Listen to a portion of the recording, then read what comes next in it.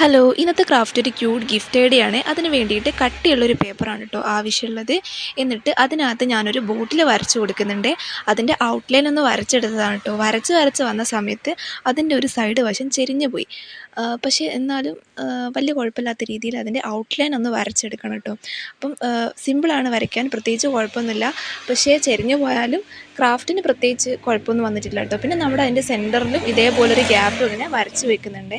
എന്നിട്ട് അതിന് ഞാനൊരു സ്കെച്ച് പെന്ന് വെച്ചിട്ട് അതിൻ്റെ ഔട്ട്ലൈൻ ഒന്നും കൂടി ഒന്ന് വരച്ചെടുക്കുന്നുണ്ട് കേട്ടോ. അപ്പോൾ ഇത്രയാണ് ഈ ഒരു ബോട്ടിലിൻ്റെ ഈ ഒരു കാര്യം ചെയ്യാനുള്ളത്. പിന്നെ ഞാൻ ഈ ഒരു ക്രാഫ്റ്റ് ചെയ്ത സമയത്ത് സാധാ പേപ്പറായിരുന്നു കേട്ടോ എടുത്തിട്ടുണ്ടായിരുന്നത്.